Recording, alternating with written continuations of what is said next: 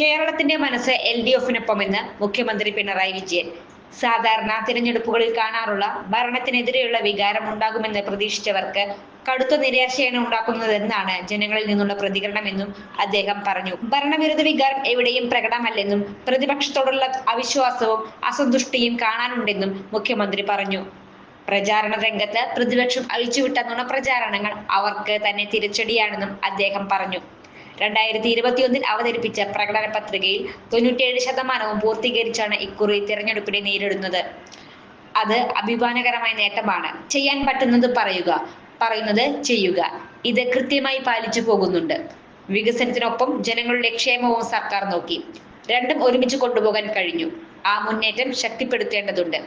ഭാവി വികസനത്തിനും ശ്രദ്ധിക്കേണ്ട ഘട്ടമാണിത്. കേന്ദ്രത്തിൽ നിന്ന് അർഹമായ വിഹിതം കേരളത്തിന് ലഭിക്കുന്നില്ല.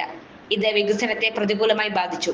LDFിനെ എതിർക്കുന്ന മുന്നണിയിൽ ഉള്ളവർ പോലും കേരളത്തിന്റെ സ്ഥിരതയും സാമൂഹ്യനീതിയും ആഗ്രഹിക്കുന്നുണ്ടെങ്കിൽ LDFിന് വോട്ട് ചെയ്യണം, അദ്ദേഹം പറഞ്ഞു. പ്രതിപക്ഷം ഉന്നയിക്കുന്ന ആരോപണങ്ങളെ കുറിച്ചും അദ്ദേഹം സംസാരിച്ചു.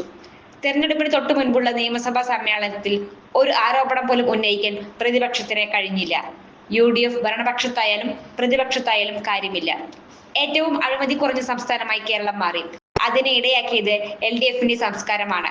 2016 മുൻപുള്ള കാലം ഓർമ്മയില്ലേ? എന്തൊക്കെ ആരോപണങ്ങൾ ഉയർന്നു. അതിന്റെ തുടർച്ചയായി LDF വന്നപ്പോൾ അത്തരത്തിലുള്ള അഴിമതി ആരോപണങ്ങൾ ഉണ്ടായില്ല. കഴിഞ്ഞ തെരഞ്ഞെടുപ്പിന് തൊട്ടു മുൻപുള്ള നിയമസഭാ സമ്മേളനത്തിൽ ഒരു ആരോപണം പോലും ഉന്നയിക്കാൻ പ്രതിപക്ഷത്തിന് കഴിഞ്ഞില്ല, അദ്ദേഹം പറഞ്ഞു.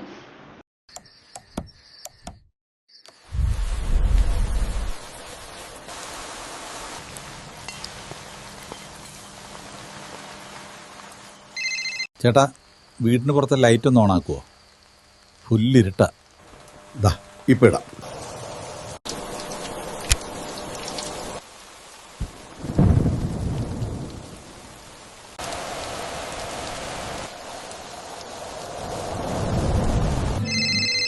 വയ്യ, സ്ഥിരം ഈ രാത്രി പുറത്തു പോവാൻ. ചുരുങ്ങിയ ചിലവിൽ വീട്ടുമുറ്റത്തൊരു വിളക്ക്. വൈദ്യുതി വേണ്ട, ബാറ്ററി വേണ്ട. പൂർണ്ണമായും സോളാറിൽ പ്രവർത്തിക്കുന്ന ലൈറ്റുകൾ നിങ്ങളുടെ വീടുകളിലോ സ്ഥാപനങ്ങളിലോ എവിടെയായാലും സ്ഥാപിച്ചു കൊടുക്കുന്നു. ഹാർഡോൾ സോളാർ ലൈറ്റ്സ്.